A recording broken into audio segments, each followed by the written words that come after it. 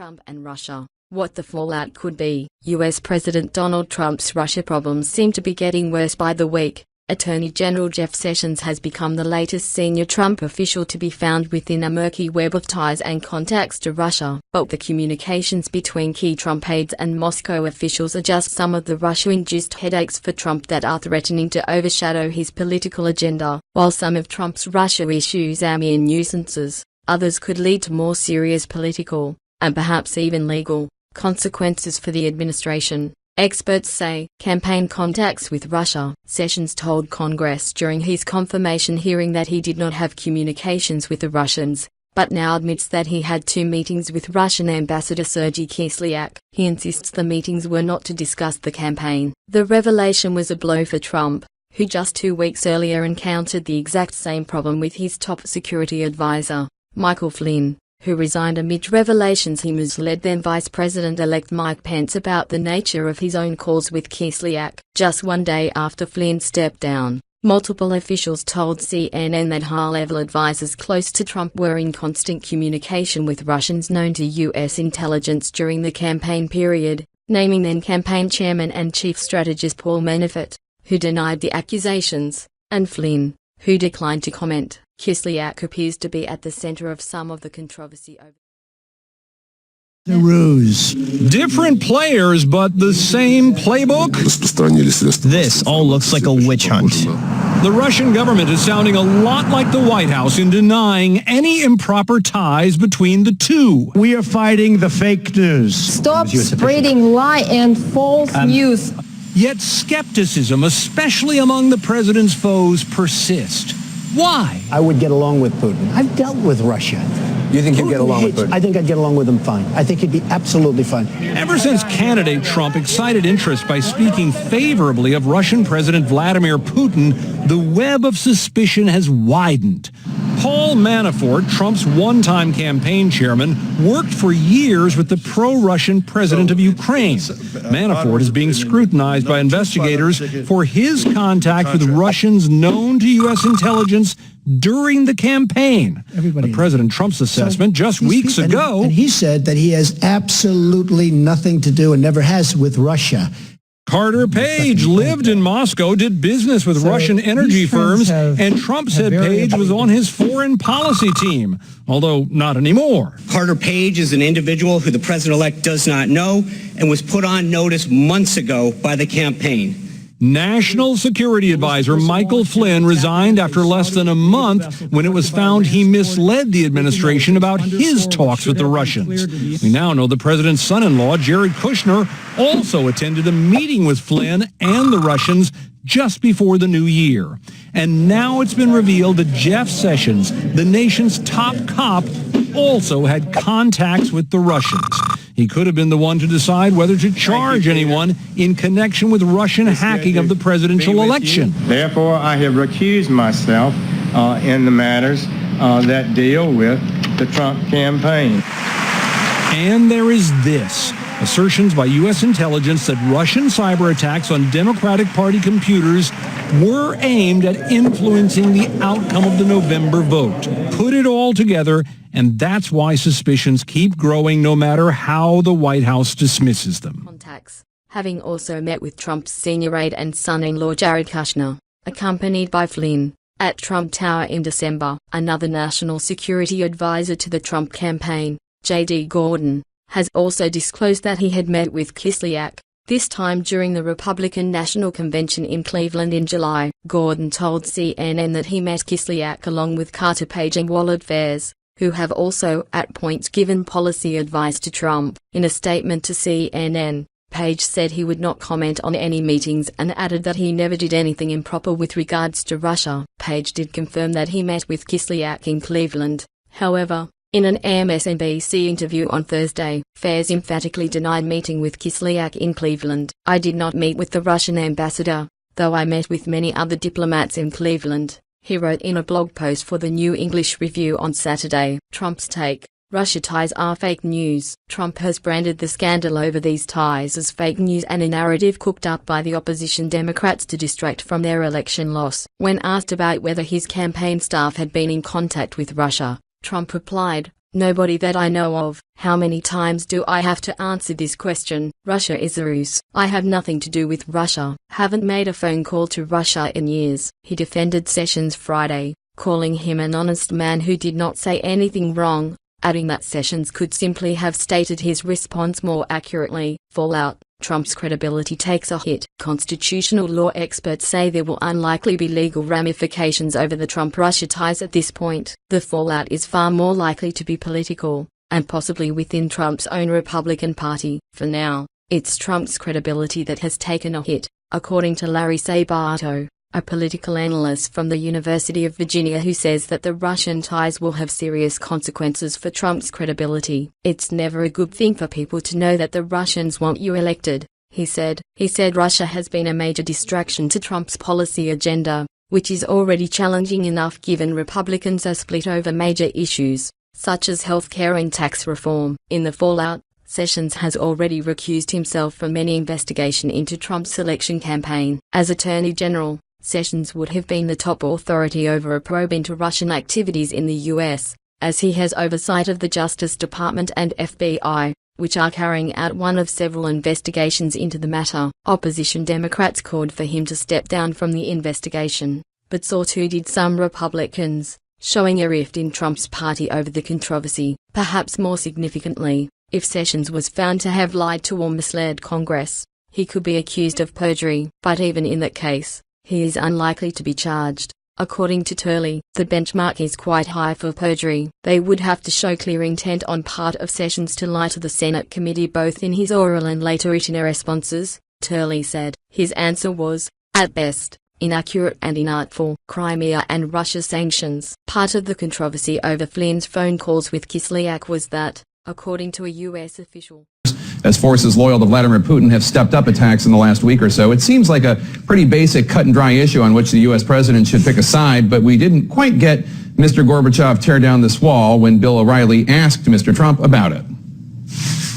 Within 24 hours of you on the phone with the Russian leader, the pro-Russian forces step up the violence in Ukraine. Yeah. Did you take that as an insult? No, I didn't, because we don't really know exactly what that is. They're pro-forces. We don't know, are they uncontrollable? Are they uncontrolled? That happens also. We're going to find out. I would be surprised, but we'll see. CNN's Phil Black has been on the front lines and joins us now live from eastern Ukraine. And Phil, tell us what you're seeing. Jake, at the front line, Ukrainian-controlled town of Avdiivka, it's really the focus of the recent escalation.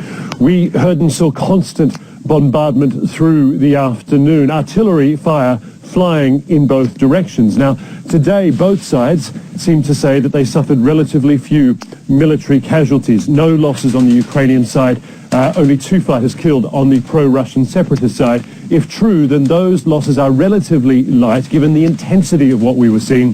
But crucially, that artillery fire is no longer bombarding residential areas.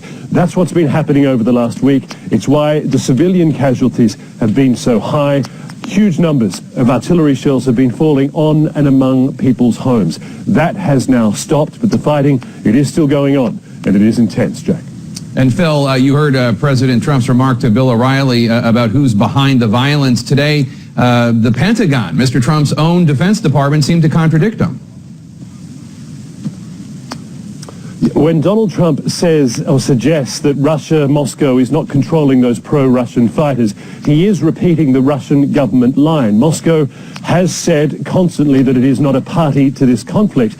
The thing is, very few people actually believe that. Across Western governments, defense departments, intelligence agencies, there has been a consensus that Russia is arming, training, and supporting those pro-Russian separatists. And so you're right, that is why the Pentagon today effectively contradicted the commander-in-chief when its spokesperson says that Russia has its fingerprints all over everything that is happening here in eastern Ukraine, Jack.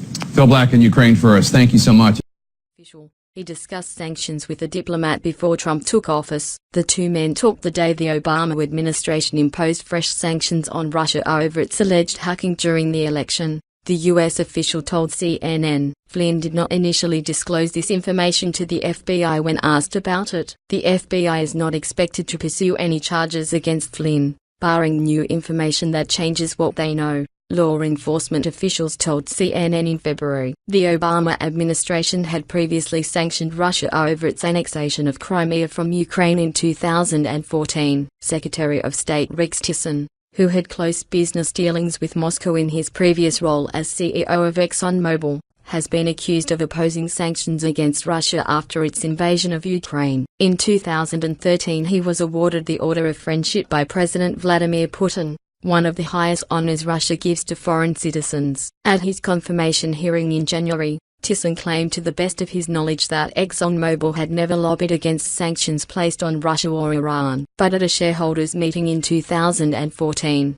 he did say that Exxon opposed sanctions in general. According to NBC, on Crimea, Ukrainian lawmaker Andriy Artmenko told CNN that he met with Trump's personal lawyer, Michael Cohen, to discuss a peace plan for Ukraine. The exact details of the plan are unclear, yet reports have suggested it revolves around leasing Crimea, annexed by Russia from Ukraine in 2014, to Moscow for 50 to 100 years. Artmenko declined to discuss the plan's details, yet hinted that a lease might be part of the idea. Cohen offered to deliver the plan to the Trump administration, specifically to Flynn, Artmenko alleged. Cohen admitted to the meeting, but denied delivering any documents to Flynn and that the Crimea plan was discussed, dismissing it as part of the continued fake news narrative.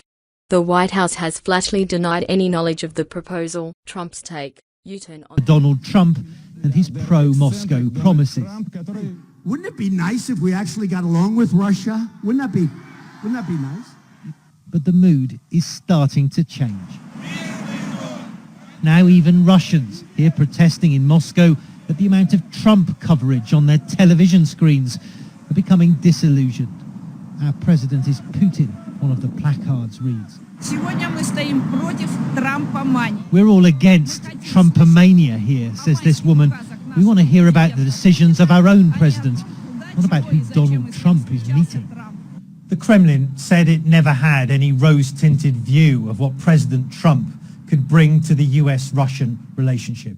But ever since he was elected, expectations here have soared. Trump's criticism of NATO, his calls for security cooperation with Russia, and his early hints at recognizing Crimea all gave Russians hope that here was a US president who saw the world the Kremlin's way. Plenty of issues to discuss. But with Russia looming over US politics, that vision is proving tricky to implement.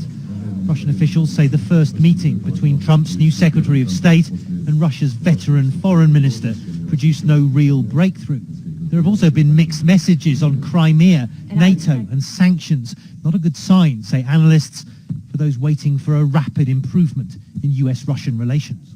I'm not optimistic in the short term, 1-2 years. But maybe if Trump survives and wins, it is in the interest of the United States as well in the interest of Russia to have a more cooperative relationship. Office of President of the United States. On inauguration night just a month ago, there were parties in Moscow to celebrate.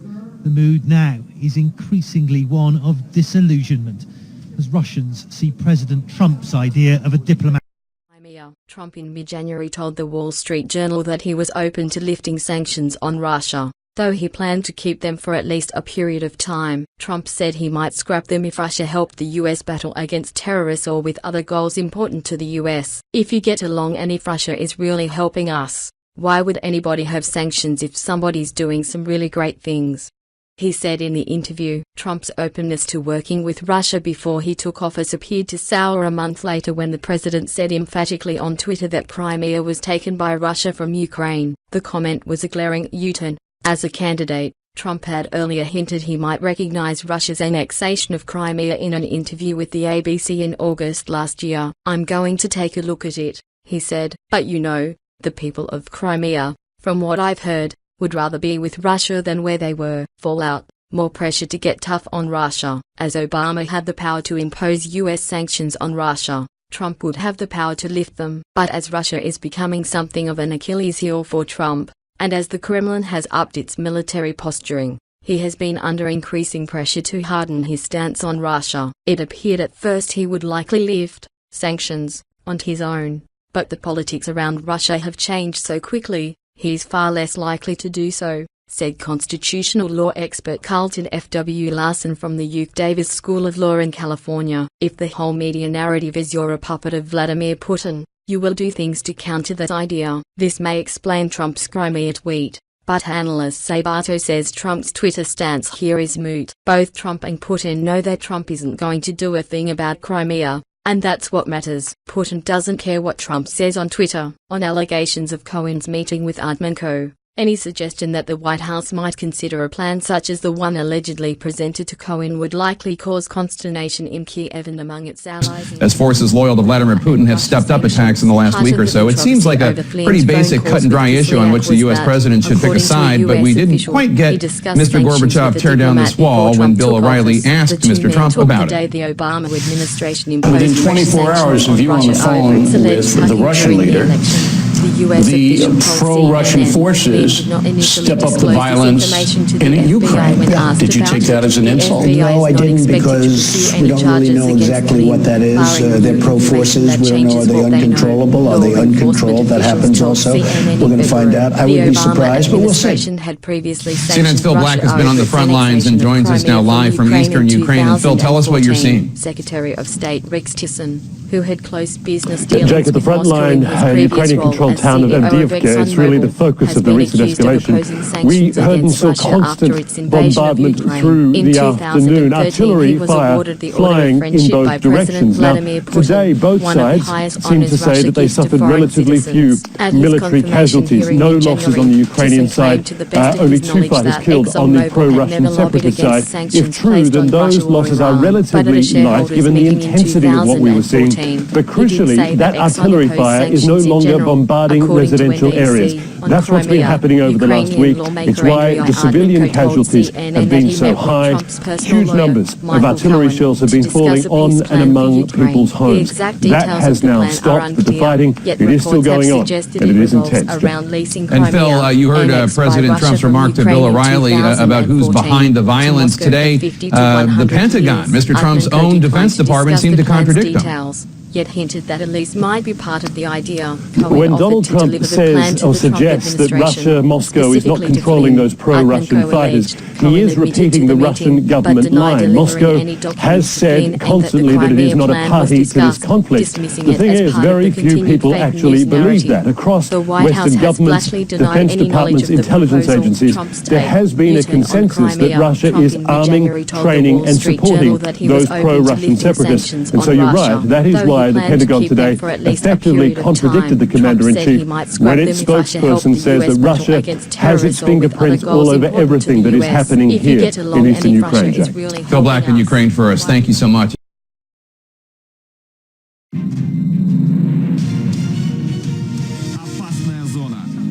For months, he's been the darling of the Kremlin-controlled media.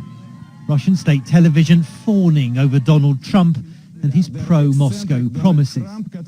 Wouldn't it be nice if we actually got along with Russia? Wouldn't that be nice? But the mood is starting to change. Now even Russians here protesting in Moscow at the amount of Trump coverage on their television screens are becoming disillusioned. Our president is Putin, one of the placards reads. We're all against Trumpomania here, says this woman. We want to hear about the decisions of our own president, not about who Donald Trump is meeting. The Kremlin said it never had any rose-tinted view of what President Trump could bring to the US-Russian relationship. But ever since he was elected, expectations here have soared. Trump's criticism of NATO, his calls for security cooperation with Russia, and his early hints at recognizing Crimea all gave Russians hope that here was a US president who saw the world the Kremlin's way. Plenty of issues to discuss. But with Russia looming over US politics, that vision is proving tricky to implement.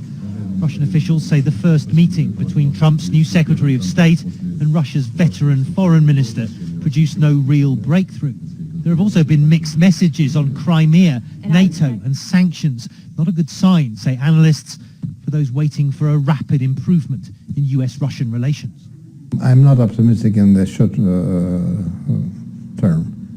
1-2 years. But maybe if Trump survives and wins, it is in the interest of the United States, as well in the interest of Russia, to have a more cooperative relationship. Office of President of the United States.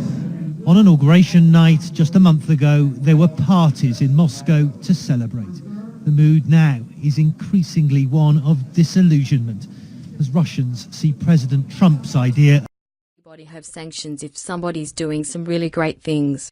He said in the interview. Trump's openness to working with Russia before he took office appeared to sour a month later when the president said emphatically on Twitter that Crimea was taken by Russia from Ukraine. The comment was a glaring U-turn. As a candidate, Trump had earlier hinted he might recognize Russia's annexation of Crimea in an interview with the ABC in August last year. "I'm going to take a look at it," he said. "But you know, the people of Crimea, from what I've heard, would rather be with Russia than where they were." Fallout: more pressure to get tough on Russia. As Obama had the power to impose U.S. sanctions on Russia, Trump would have the power to lift them. But as Russia is becoming something of an Achilles heel for Trump, and as the Kremlin has upped its military posturing, he has been under increasing pressure to harden his stance on Russia. It appeared at first he would likely lift sanctions on his own, but the politics around Russia have changed so quickly, he's far less likely to do so, said constitutional law expert Carlton F.W. Larson from the UC Davis School of Law in California. "If the whole media narrative is you're a puppet of Vladimir Putin, you will do things to counter that idea. This may explain Trump's Crimea tweet, but analyst Sabato says Trump's Twitter stance here is moot. Both Trump and Putin know that Trump isn't going to do a thing about Crimea, and that's what matters. Putin doesn't care what Trump says on Twitter." On allegations of Cohen's meeting with Artmanko, any suggestion that the White House might consider a plan such as the one allegedly presented to Cohen would likely cause consternation in Kiev and among its allies in Europe. Hacking and the investigation. Some of Trump's Russia woes surround a U.S. intelligence report, released in January, which found that Moscow ordered the hacking of Democratic National Congress email accounts in order to smear Hillary Clinton during the presidential campaign. Accusations that Russia has denied and called a full-scale witch hunt. The report concluded that Putin ordered an influence campaign to buoy Trump in the election, calling it a significant escalation in long-time efforts to undermine the US-led liberal democratic order. Trump's team was not implicated in the report, and there is no evidence connecting campaign aides to Russia-related hacking. But the probe was seen by Trump as an effort by U.S. intelligence agencies to delegitimize his electoral victory. The hacking investigation is separate to a larger investigation into Russia's activities in the United States. It is from this wider investigation that Sessions will have to recuse himself. Trump's take: an evolution on who hacked DNC. Trump has flip-flopped on this issue, at first refusing to consider Russia may be behind the DNC hacks, also calling it a political witch hunt. He said on Twitter before his inauguration, "Only reason the hacking of the poorly defended DNC is discussed is that the loss by the Dems was so big that they are totally embarrassed." Before the intelligence report was publicized, Trump cast doubt on public statements from intelligence agencies concluding Russia was behind the hacks. He claimed it was impossible to distinguish between a Russian government operative and somebody sitting on their bed that weighs 400 pounds. But on January 11, Trump said that, actually, he now believed Russia was behind the hack. "I think it was Russia," Trump said. "Putin should not be doing it. He won't be doing it. Russia will have much greater respect for our country when I am leading it than when other people have led it." Fallout: Sessions loses probe powers. The Sessions controversy, along with Trump's loss of Flynn, shows the president struggling to control his own team, analyst Sabato said. But with Flynn gone and Sessions removed from oversight of Trump campaign-related probes, there is nothing that has emerged as yet that would warrant a legal response. Larson and Turley said, "The allegations that Russians intentionally hacked emails is certainly serious, but it's not unprecedented. The US has also been long accused of attempting to influence foreign elections, and those attempts go back to the 1700s. That alone doesn't create a criminal act," Turley said. "I also don't think most citizens believe that those hacked emails made a material difference to the election results. When Clinton was nominated, she was already the most unpopular candidate. She had more baggage than a greyhound." But the investigation is in its early days. A real fallout would come if, for example, Trump is found to have clearly lied about having no investments in Russia, or if some major moguls and billionaires there were conspiring to help Trump win, that would have an impact, Sabato said.